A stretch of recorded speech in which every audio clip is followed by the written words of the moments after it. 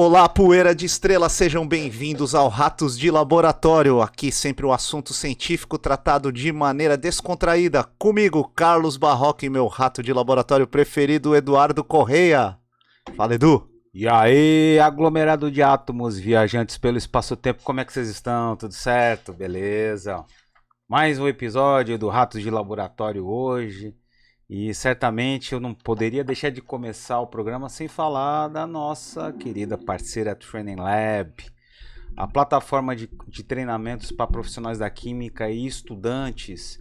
Você que quer alçar novos voos, você quer galgar degraus, aproveite e faça, como tantos profissionais, se qualifique, permita que você angarie conhecimento.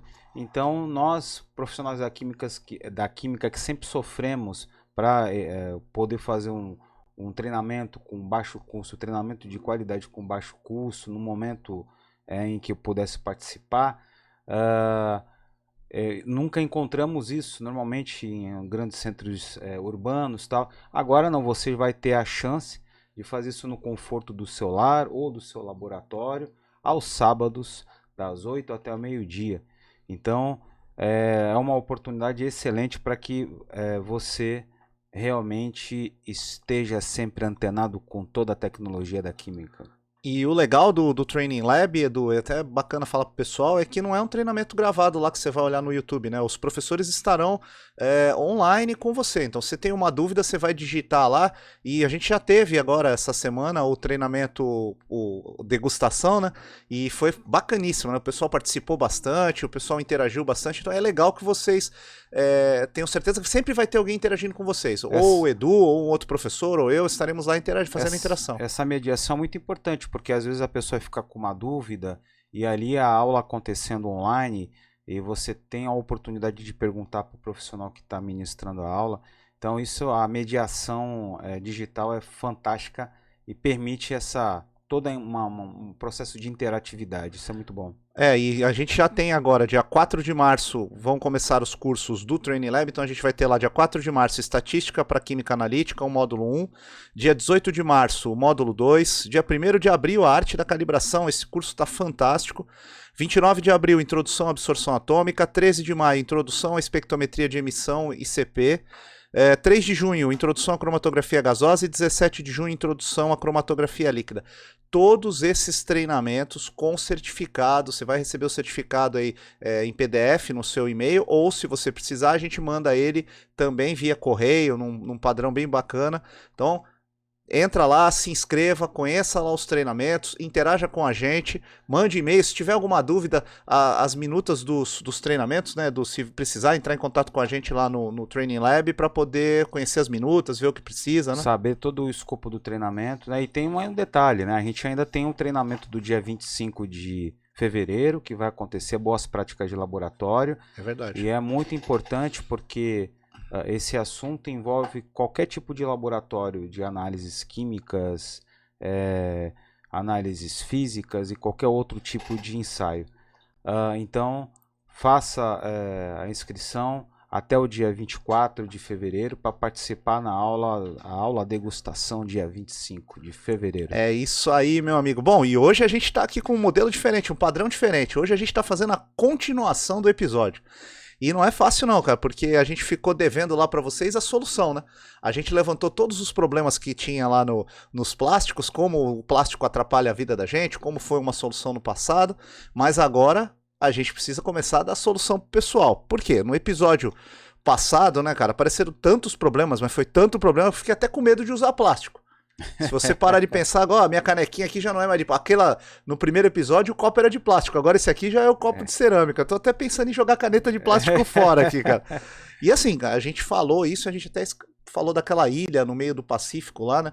Não lembro se a gente falou da ilha do Pacífico lá de plástico. Pois isso é extremamente importante, a gente tocar nesse assunto, né? Nesse exato momento a gente tem uma ilha de plástico, ela não tem como você pisar, porque ela não é terra firme, nem para passear, obviamente. Mas é uma ilha que ocupa cerca de 1,6 milhão de quilômetros quadrados. numa área que vai da costa oeste dos Estados Unidos ao leste asiático. Ou seja, gente, é uma área extremamente grande. E o interessante é que ela foi teorizada inicialmente por cientistas ambientais dos Estados Unidos em 1988 e foi comprovado através do nosso querido oceanógrafo Charles Moore, outro americano, que numa regata, ele estava voltando numa regata entre Los Angeles e Honolulu, né, o Honolulu, capital do estado americano do Havaí, e ele, na hora que foi verificar, foi querer fazer um teste dos motores elétricos da embarcação, ele olhou para fora e viu um monte de pedaço de plástico. E aí, por conta disso, ele ficou com medo de ligar os motores, Barroco. Não, imagina o custo de um motor desse, uma regata e Oceano Pacífico, né? O pessoal fala que o Oceano Pacífico, ele o nome Pacífico, até porque ele era um oceano tranquilo, né? Mas nessa região não tem nada de tranquilo, ele tem um monte de correntes que levam para essa região onde estão todos os plásticos, né? Onde a gente encontra essa ilha de plástico.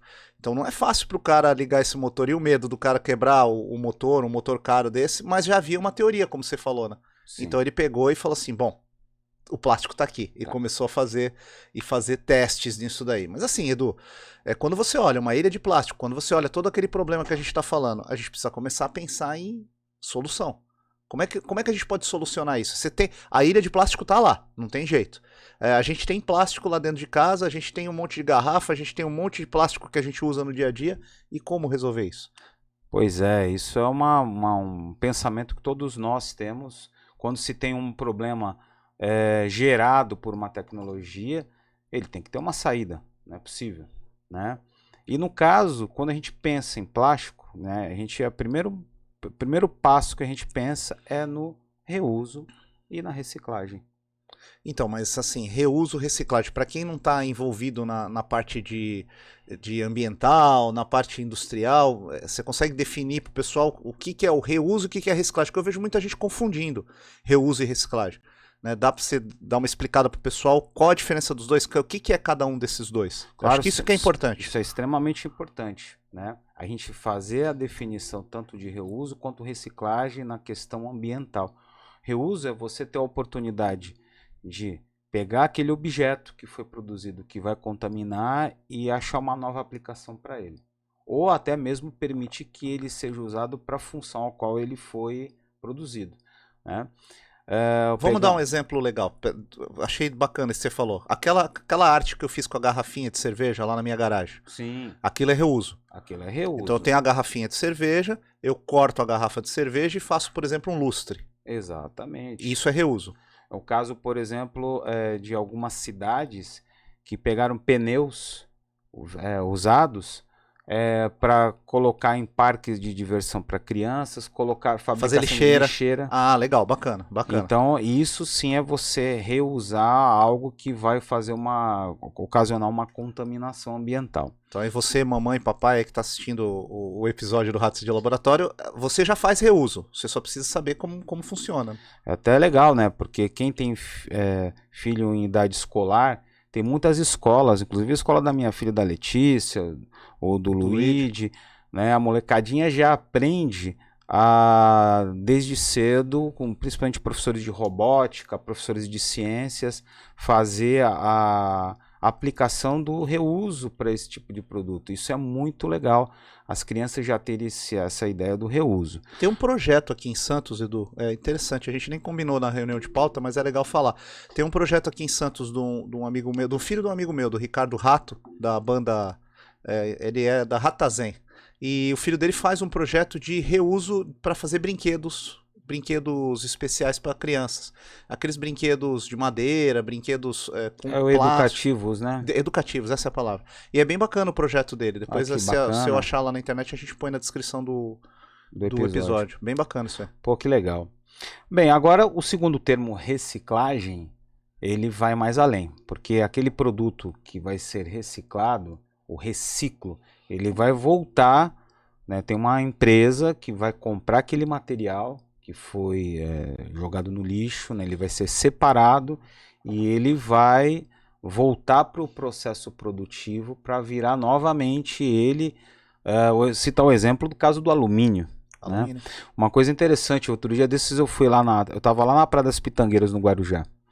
Aí, minha filha tinha acabado de tomar uma lata de um refrigerante e o rapaz veio recolher o material, pegou a latinha de alumínio e jogou na praia.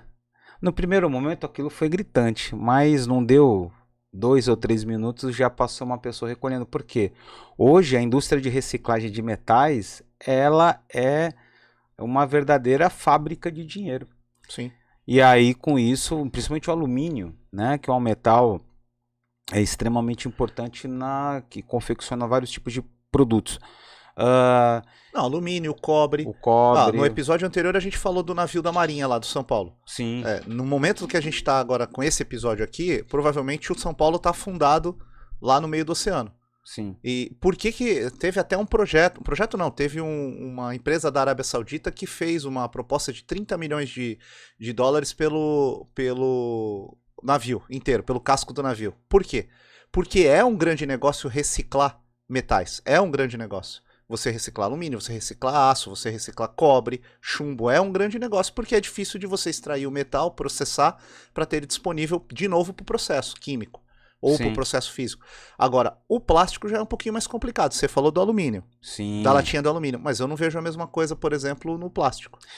O grande problema do plástico, né, na verdade, quando a gente fala especificamente sobre reciclagem de plástico, ela tem vários fatores que fazem com que, se eu estivesse lá na praia, a Letícia tinha tomado lá um refrigerante e a latinha fosse de plástico, né? A latinha de plástico é uma... Mas, não, a lata já foi de aço. A lata já foi de aço. A lata de cerveja era de aço.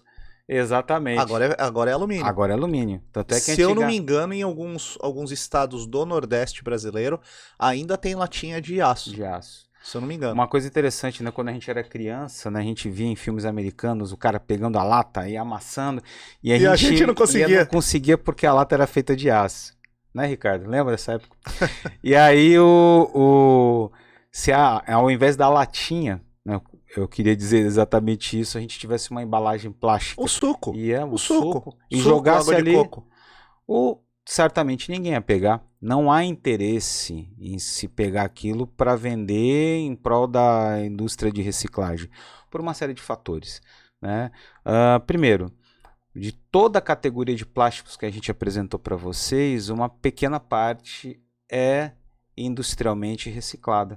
No caso específico, a gente tem as garrafas PET, né, o polietileno terafitalato, e a gente também tem o polietileno de alta densidade. Opa! Peraí, então vamos falar desse negócio aí. Gostei disso. Então a PET dá pra gente reciclar. Dá pra gente reciclar. Eu vejo o pessoal separar a PET bastante por exemplo, no prédio que eu moro, o pessoal separa lá a PET e tem lá um lugar para plástico. Ele dá para, justamente porque esse tipo de plástico, ele pode ser utilizado para confeccionar vários tipos de produtos diferentes, como a gente viu no episódio, né, na parte 1. Então a gente tem essa possibilidade do reciclo. Tem uma observação que a gente vai falar daqui a pouco, mas ele é totalmente possível fazer esse processo. Então a garrafa PET que a gente tem o refrigerante lá, os refrigerantes de cola, cheio de açúcar, esse dá para reciclar. Exatamente, isso dá para reciclar. A garrafa PET e o polietileno de alta densidade, né, o PEAD.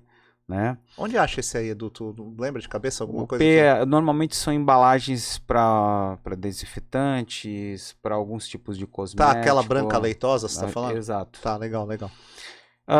Aí olha embaixo, né? Olha embaixo para saber lá pelo triângulo, e a numeração muitas vezes tem a sigla, né? Uhum. O problema aqui, nesse caso específico, você tem um limite de reciclagem, né? Você não pode ficar reciclando ad eternum.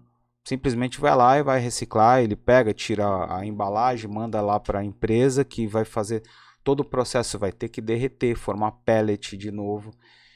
O plástico ele vai se enfraquecendo, até uma hora que você tem um resíduo propriamente dito de plástico que não tem mais a maleabilidade e as características físico-químicas que vão permitir. Então a reciclagem tem um ciclo de vezes que eu posso fazer essa reciclagem. Exatamente, né? Além disso, nós temos plásticos que durante o processo de reciclagem liberam substâncias tóxicas, como é o caso do cloreto de polivinila, o PVC, né, dos tubos e conexões. Então, mas esse também, ele quando a gente usa ele é para ficar muito tempo. Por exemplo, você não vai comprar um tubo de PVC, colocar na sua casa e deixar ele, querer que ele quer para durar 40 anos. Mas o PVC, lembre que ele é utilizado para fabricação de, acho que talvez um plástico que tenha mais ampla possibilidades de uso na fabricação de itens, né, para serem utilizados. Na construção civil eu acho que é o mais utilizado. Mas certamente é o mais emblemático, né? Então, mas aí se eu pego aquele tubo da construção civil, PVC, eu não consigo reciclar ele por causa do... Justamente porque durante o processo de reciclagem ele gera gás cloro. Eita, gás cloro nós já falamos aqui até nas guerras, as químicas das guerras, né? Então não dá para brincar com isso. Altamente tóxico.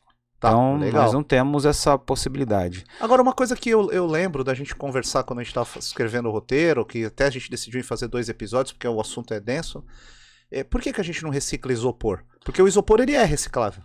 O isopor, ele é reciclável dentro de um aspecto, porém, ele tem uma característica. Infernal, né? O isopor, ele é o poliestireno, totalmente puro, né? 1 quilo de isopor ocupa um espaço extremamente grande. E isso, para você poder fazer o transporte desse volume gigantesco, né, é muito grande e tem um custo logístico. Então, fora que também o reciclo dele, né, a quantidade de vezes que ele pode ser reciclado é muito pequeno.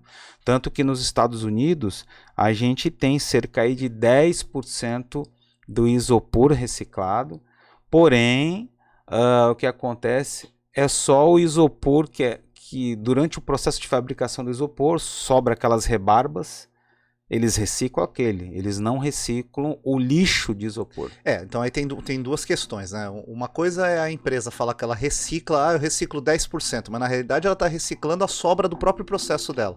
Que é o que o professor, nós conversamos com o professor Bumba quando a gente foi convidar ele para fazer o próximo episódio, né? E ele falou isso, né? As empresas precisam pensar, no próximo episódio vocês vão ver isso, as empresas precisam pensar em não gerar resíduo. Então a empresa tem o resíduo, ela recicla no próprio processo dela. Aí tudo bem, faz sentido, mas quando ele manda para o varejo o produto, esse produto não volta para o ciclo, porque é difícil de manipular. Exato. Não que seja difícil de reciclar. O custo logístico é maior do que o que ele vai ganhar para reciclar. E aí realmente não tem o menor interesse comercial, né? E aí, mas o isopor é um dos grandes problemas na parte ambiental, né? Sem dúvida, né? Nós estamos falando do poliestireno. O estireno é um plástico que tem na sua estrutura, né? O monômero estireno, ele tem uma estrutura que tem um anel benzênico, ou seja, ele foi para poder ser fabricado essa substância, você utiliza o benzeno como matéria-prima. E o benzeno foi o que a gente fez aqui no episódio dos combustíveis, né? Exato. O benzeno é extremamente tóxico. Aqui na Baixada Santista a gente teve uma onda nos final dos anos 80, entre o meio e o fim dos anos 80, o pessoal com leucopenia. E está intimamente ligado com o benzeno.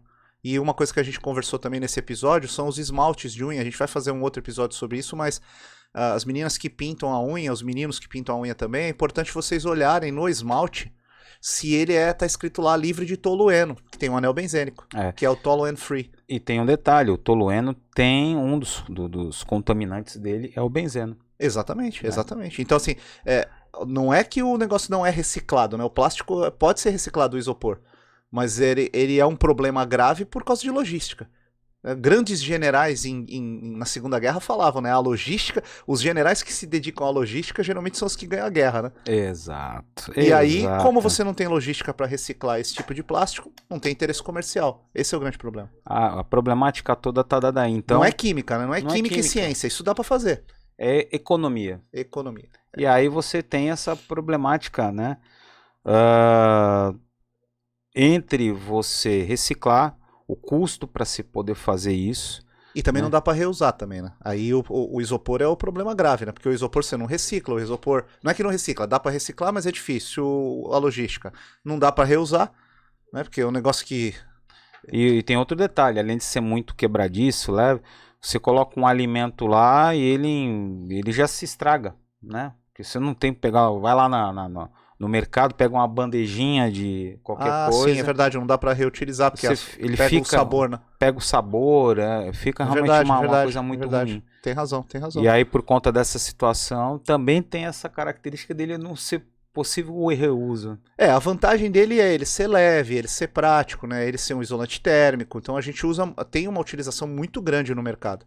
E esse é o grande problema, porque você tem muito uso e pouco reuso e reciclagem. Exato. Aí é um dos problemas do plástico na modernidade. Então é isso que a gente tem que repensar. E uma coisa interessante, né? O reuso seria, obviamente, a alternativa mais e mais interessante que seria para resolver o problema do plástico.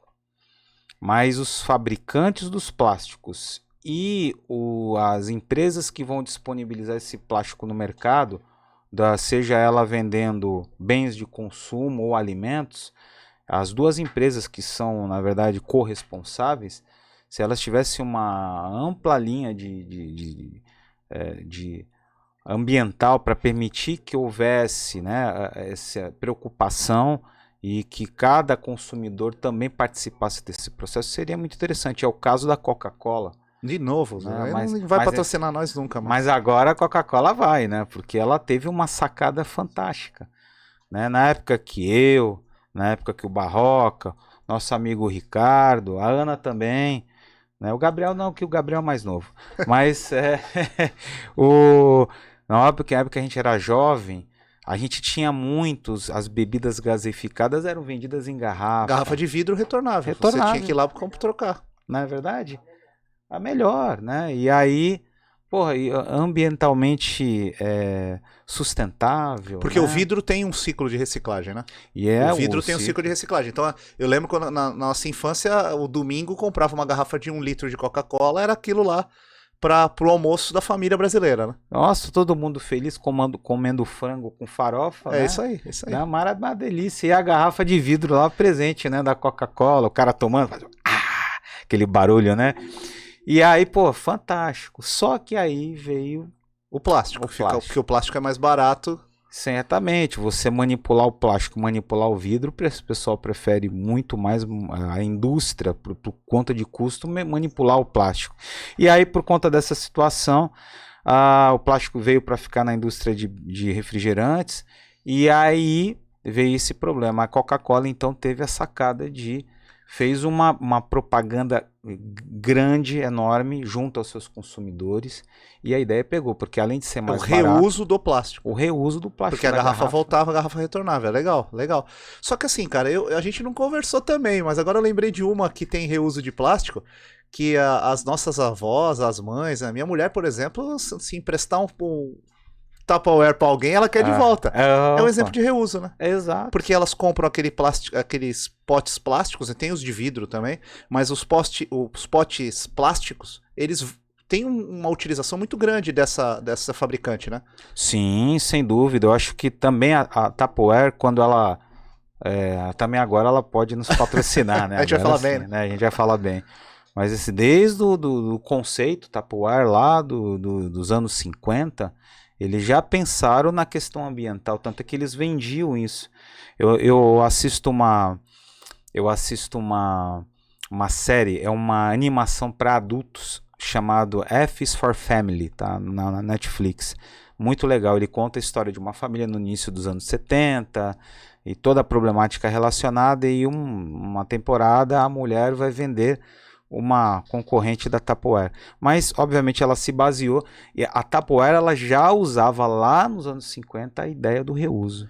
Então a gente tem aí fabricantes conscientes que vão fazer para o consumidor, né, a ideia de reuso do seu produto, porque na realidade o fabricante de refrigerante ele vende o refrigerante, a bebida adocicada, é isso. Então não tem reuso no produto, tem reuso na embalagem.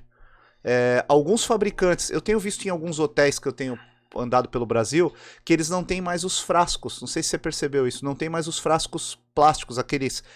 Ele tem um frasco gigante, que você vai tomar banho, tem um frasco gigante e você usa. Sim. Então, ou seja, não tem a geração do resíduo por conta da hospedagem. Então achei interessante, porque você reduz a quantidade de plástico. É bacana isso. Então, em cada momento da cadeia, a gente pensar em como reduzir. Algumas coisas não vai ter jeito de reduzir o uso, mas reduzir e reusar. Eu acho que a saída é reusar, né? O certo realmente seria a maneira mais fácil, a mais correta de você reusar. Porque o PET do plástico, eu já vi eles reutilizar e reciclagem, usando naquelas impressoras 3D. Sim, para fabricação de peças, etc. Eles pegam a PET e aí fazem todo o processo, mas aí já é reciclagem, né? E aí vira matéria-prima para a impressora 3D, é isso também. Eu lembrei de um outro exemplo aqui. Todo mundo já tomou um sorvetinho, foi lá comprar o pote de sorvete. E ele serve para guardar feijão. Guardar feijão. E aí você, uma bela madrugada, acorda com aquela vontade de tomar um sorvete, vai abrir. E quando lá dentro você tem um feijão, né? Feijão carioca. O Jô Soares disse que adorava comer o feijão frio, né? Você sabia feijão disso? Frio com azeite. Com azeite, ele falou isso.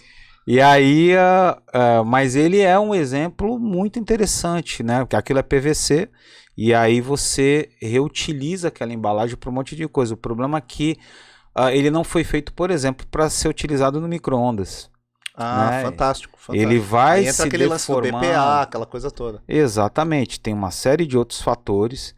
Você pode observar que se você vai esquentar uma comida que tem um pote de sorvete no micro-ondas, dependendo do tipo de produto que está ali dentro, ele pode, com o passar do tempo, ficar até com um gosto diferente, né? Nossa, Edu, mas agora você lembrou uma que o pote de sorvete, ele é mágico, né, cara? Opa! Ele é mágico, porque ó, ele vira o pote do feijão, ele vira um negócio que eu uso bastante para fazer preparação, para fazer rejunte em casa, aí. Rejunte do piso, né? Alguma coisa, você coloca lá a massinha para fazer o rejunte. Vira vasinho de planta. Vasinho de planta. Vira para você colocar a tinta para pintar o rodapé. Exato. Então, assim, é um exemplo de reuso. Bacana. E a gente já faz esse uso há muitos anos. Há muito tempo. O problema todo, meus amigos, é que a gente nem todo tipo de embalagem plástica pode passar pelo reuso. Ou pela reciclagem. Ou pela reciclagem. No caso do reuso em específico, por exemplo, você não pode pegar um frasco de desinfetante para guardar água potável. Verdade. Você não pode fazer isso.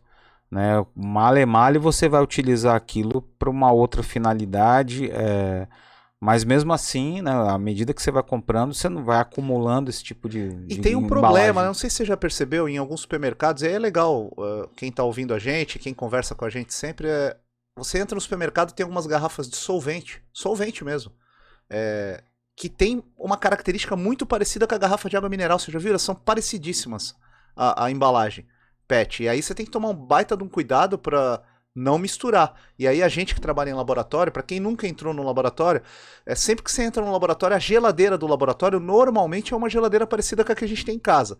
E lá está escrito, não guardar alimentos. Justamente porque se o cara guarda alimento e tem uma garrafa parecida, a pessoa pode se intoxicar. Inclusive a grande situação aí, você vê só a questão do pessoal que vende desinfetantes, dome sanitário, na rua. O cara fabrica na garagem dele e sai para vender. Aquele cara que passa, óleo, cloro, desinfetante, detergente, vassoura e rodo. É a Cândida salgado e doce. Salgado e doce, E aí, pô... Só que aí quando tu vai, o cara tá numa Kombi toda fodida, né? Normalmente é assim, né? Já vai contribuindo para eliminar o mosquito. Nada contra a Volkswagen, tá? Por favor. Sai com aquela o fumacê. E aí você vai lá e leva a garrafa de refrigerante, ou seja lá o que, a PET, para poder encher com o produto. Olha só, você está falando de reuso? Sim, mas olha o risco.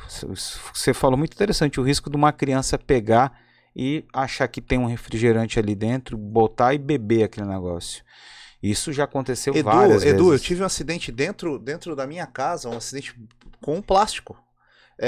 Por isso que eu tô te falando, a garrafa de refrigerante é igualzinha a garrafa de solvente. Uma das pessoas que moram comigo em casa, eu não vou falar o nome, tá, dona Dete? Fica tranquila. Não vou falar que é minha sogra, né? Porque pega mal falar isso aí. Com certeza. E ela ouve, ela vai lá, ela segue. Por favor. Uma vez ela tava fazendo as coisas dela no quarto dela, trabalhando lá, e ela tava com o solventezinho para limpar. Ela gosta de usar o solvente para limpar o móvel, sei lá o que ela tava fazendo, e a garrafinha de água dela, para se hidratar. Ah, cara, pegou a garrafa de solvente, é igual, cara, é idêntico, e meteu na boca. Olha só. E, assim, você imagina que nós estamos falando de um adulto. E se fosse uma criança, a criança bebe aquilo e nem percebe. Na casa do meu irmão guardou dentro de uma garrafa de água mineral, guardou pinga. Olha só. Só que o cara é solteiro, o cara mora sozinho, o cara tá lá. Teve uma festa na casa dele e minha sobrinha, tia, dá água aí pra mim. Você vai, pega a garrafa d'água e dá pra criança. Então, assim, mesmo a gente adulto, a criança ela vai se confundir com cor, a criança vai se confundir com forma, mas mesmo o adulto, quando você aplica também o plástico, né, querer fazer o reuso também não é de qualquer jeito, não é a Bangu. Não se faz reuso de qualquer jeito. Você tem que pensar, que é o que você falou, eu achei bem bacana o que você falou. Tem plástico que não pode ir no micro-ondas, tem plástico que eu não posso colocar bebida alcoólica, tem plástico que eu não posso colocar água. É importante isso. É extremamente importante. Eu vou usar o desinfetante e vou colocar água pra beber. Como não se deve pegar a garrafa de água, os garrafões? Eu já vi isso, você deve ter visto também. Sim. O cara colocando combustível. Opa! Você já viu isso aí? E aí o cara vai lá e numa eventual necessidade corre lá no posto para... Tanto é que isso, pela ANP, isso é proibido. Né? Existe embalagem específica para esse tipo de coisa. Mas o cara no desespero, né? Ah, tá indo com o carro, não, vou deixar pra depois. Eu vou deixar pra depois, aí o depois acabou, ficou no bafo. Conheço alguém que deixa o carro até a reserva, né? É. Você já viajou com alguém que faz isso? E aí vai no bafo. E aí o cara tem uma embalagem específica para fazer esse tipo de produto, de transporte de combustível, né? E aí, por conta dessa situação, a gente já coloca em xeque. Pô, então o reuso não é uma solução definitiva para isso, seria definitiva se tomássemos todos os cuidados. Então precisa, junto com o reuso, precisa vir um projeto educacional. Então é muito importante que as escolas, né, lá no começo, incentivem o reuso, mas com o conceito de não pode usar Bangu. Para reusar tem que entender como, onde, porquê, né, aqueles porquês que a gente aprende em qualidade. Agora é o seguinte, Edu, você está falando aí, reuso, reciclagem e tal, mas tem plástico que não vai ter jeito. Sim. E aí, o que não tem jeito? O que não dá para reusar, o que não dá para reciclar, o que a gente faz? Chora? Pois é, aí que tá. A ciência está aí, meus amigos, justamente para fornecer alternativas e buscar a melhoria de processo e melhorar, achar alternativas que sejam economicamente viáveis para resolver uma problemática como essa. Então, aí a gente está falando de ciência extremamente moderna, né? Que a gente vai estar falando de biotecnologia, nós estamos falando de coisas muito novas ainda. A gente fez um episódio sobre Chernobyl aqui, eu lembro que você comentou comigo um tempo, que em Chernobyl acharam umas bactérias, uns seres meio malucos que comiam radiação, né? Nossa, isso é uma coisa interessante. Antes de mais nada, eu gostaria até de aproveitar para definir biotecnologia, porque você que está em casa já deve ter ouvido falar sobre essa nova área da ciência e o cara acha que a gente vai ter braço de robô, né? Biotecnologia é braço de robô, olho biônico, o homem de 6 milhões de dólares. Né? E aí o cara... Não é isso, né? Não é isso. Na verdade, a biotecnologia é uma ciência que estuda procedimentos que envolvem manipulação de organismos vivos para fabricar ou modificar produtos, né? E é uma área que engloba, ela é multidisciplinar, ela engloba conhecimentos da biologia, da química, da física, das engenharias e da medicina. Olha que interessante. Então hoje nós temos pessoas da área biotecnologia que, na verdade, a primeira formação deles está relacionado com outras áreas do conhecimento e se faz então uma mescla.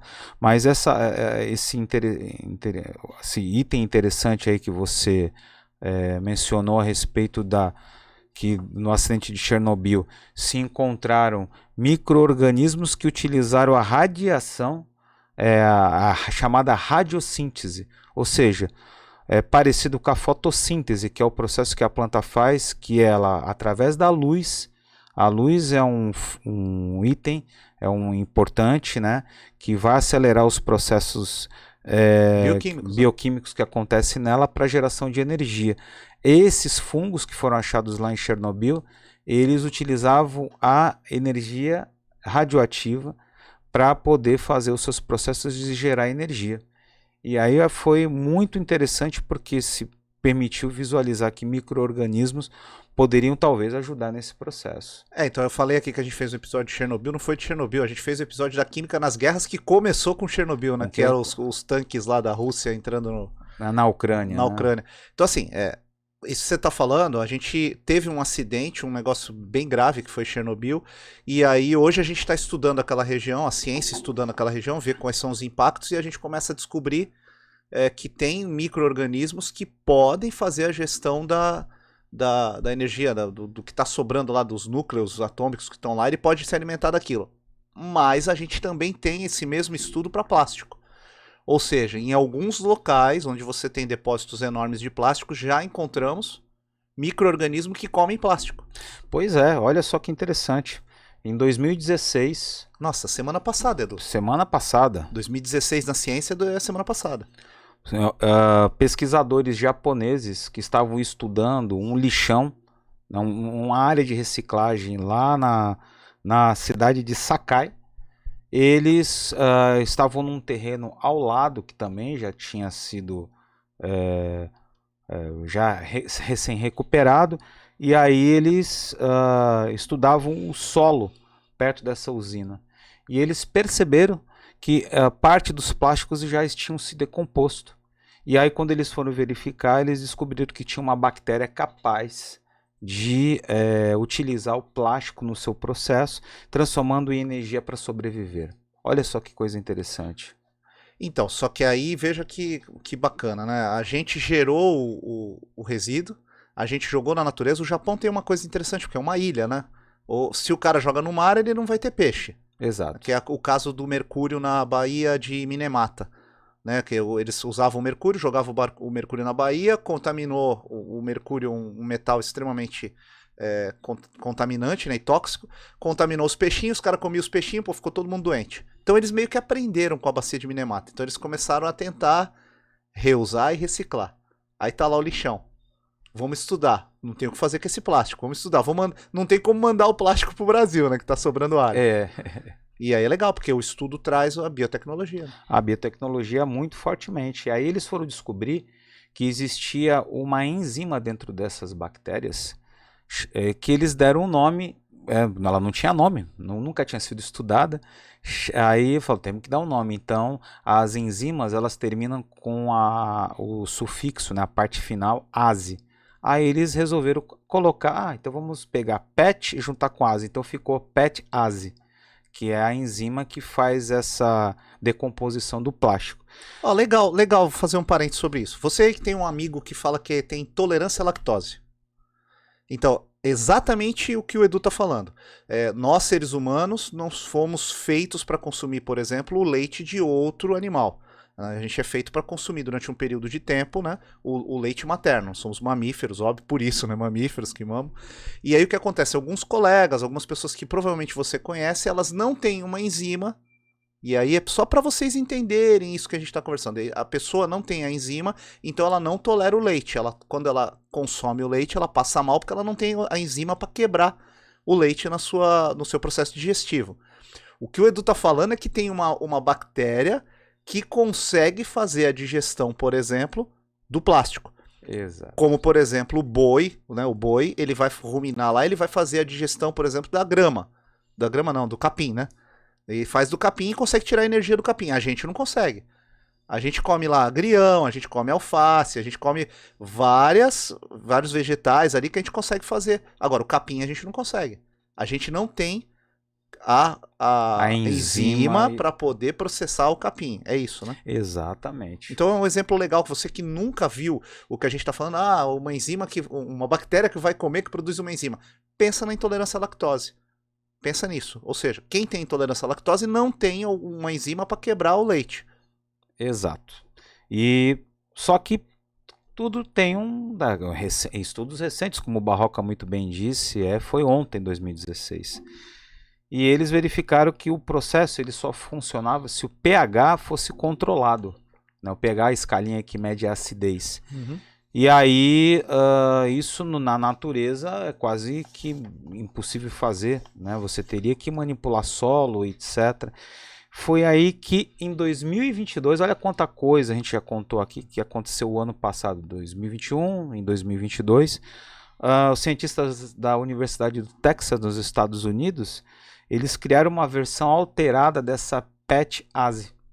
E aí eles chamaram ela de Fast PET-ASE, ou PET-ASE rápida, né? E ela, quando é aplicada no plástico, a uma temperatura de 30 a 50 graus Celsius, que é muito fácil fazer isso, de repente você numa estufa consegue É uma temperatura quase ambiente para alguns lugares. Essa enzima ela vai fazer com que a própria natureza e esses micro-organismos consumam plástico entre 1 e 7 dias.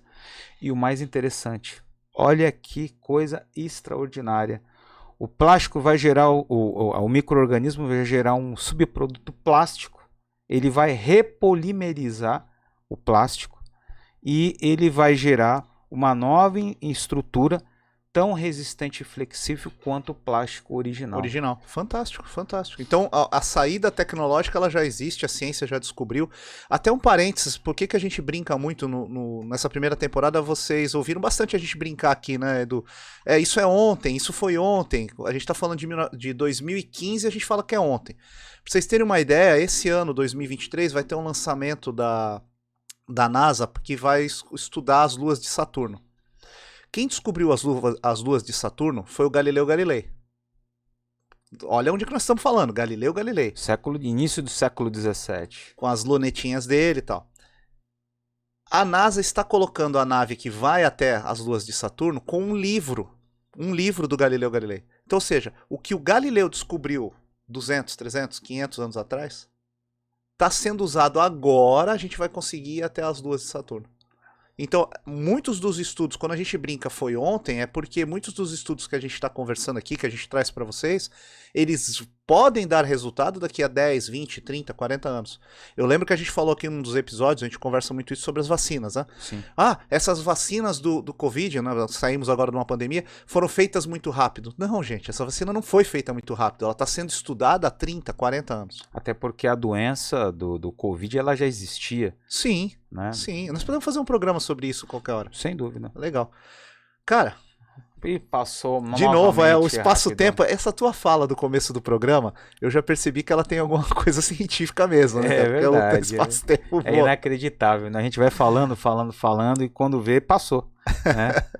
Não, o projeto Ratos de Laboratório é bem bacana por causa disso. A gente tenta trazer para vocês as discussões de dentro do laboratório, do cafezinho. Vocês viram que num dos episódios a gente falou do cafezinho, que o Peterson, o pessoal tava lá no cafezinho e descobriu todo o problema da camada de ozônio. Então é legal a gente trazer para vocês o que a gente conversa lá no cafezinho dentro do laboratório, para vocês entenderem que o laboratório é o lugar para fazer ciência. Então esse projeto é um projeto interessante, nasceu do sonho de divulgação científica do Carlos Barroca e do Eduardo Correia, e a ideia é trazer para vocês a ciência descomplicada, trazer para o dia a dia de vocês a ciência, tá? Bom, esse projeto tá lá no YouTube, tá na Aurelo, tá no Spotify, acompanhem lá nas redes sociais, dê o joinha, like, essas coisas da galera dos adolescentes aí, né? Nós já passamos disso aí, mas vai lá e faça tudo isso.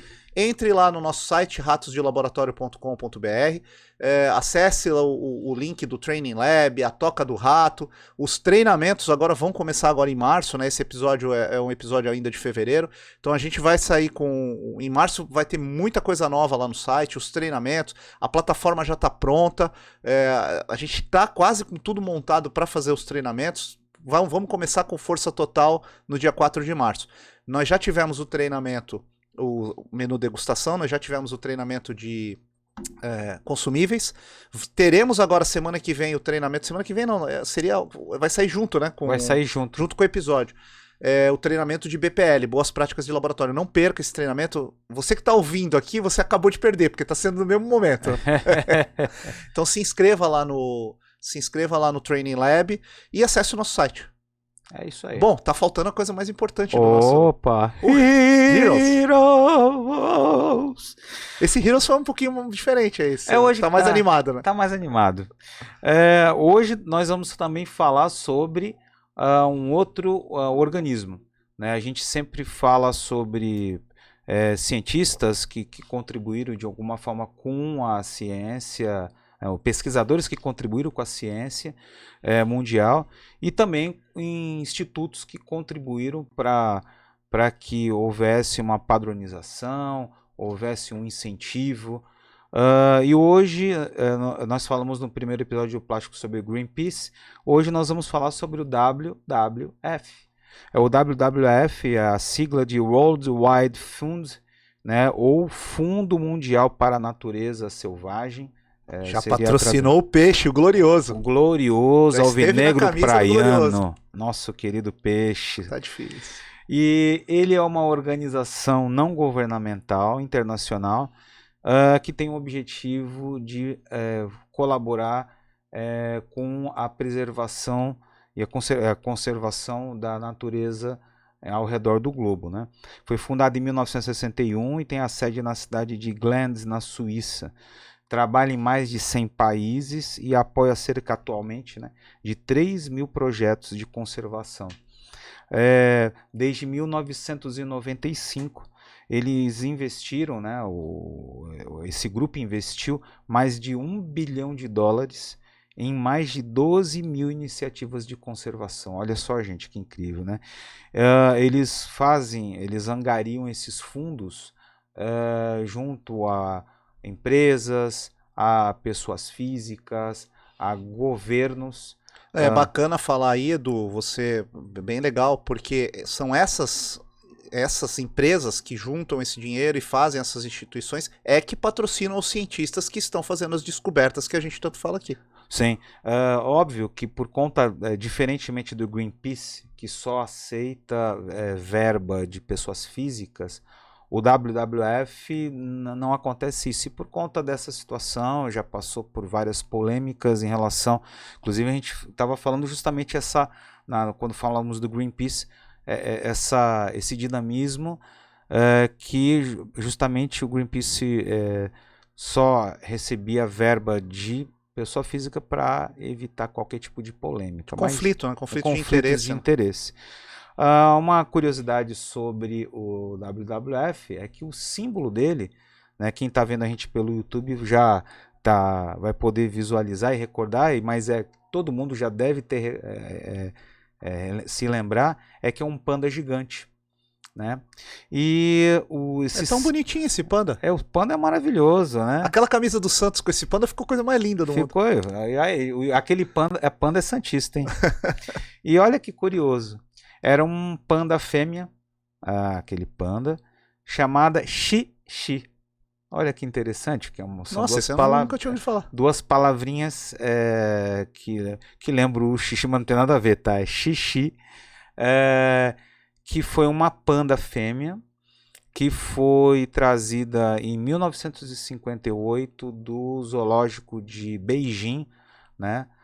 Para alguns é Pequim, mas eu falo Beijing, que é o nome correto da capital da China, né? O português é o único idioma que utiliza um nome diferente para Nos Jogos Olímpicos eles colocavam Beijing. Beijing, o nome correto é Beijing, tá?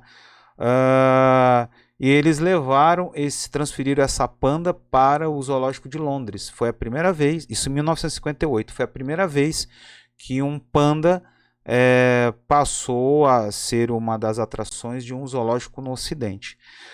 E por conta dessa situação, como o WWF surgiu 3 anos depois, eles precisavam de uma imagem, um símbolo que fosse muito forte. Bem, o panda é um animal, é um mamífero extremamente forte, né?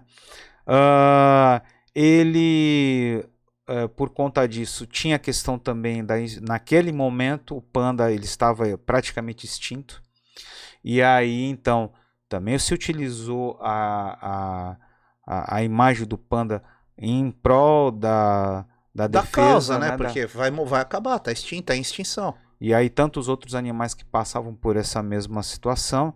E outra muito curiosa, que eu fui pesquisar e eu achei fantástico. O panda é preto e branco, né? Como no nosso Santos, né?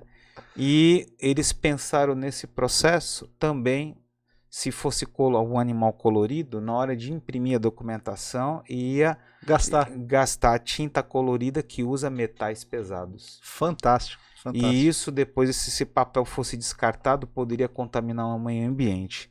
Então, assim, é algo incrível que eles pensaram. Que é o que você falou, a gente está falando do episódio, né? Pensar no uso, reuso, reciclagem, desde o começo. E no impacto que isso vai causar para as gerações futuras.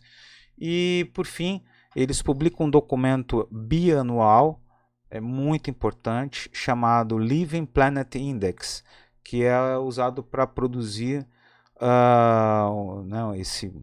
esse relatório. Ele produz dados, apresenta dados sobre a visão geral do impacto da atividade humana pelo mundo, incluindo também os animais que entraram para a lista de extinção.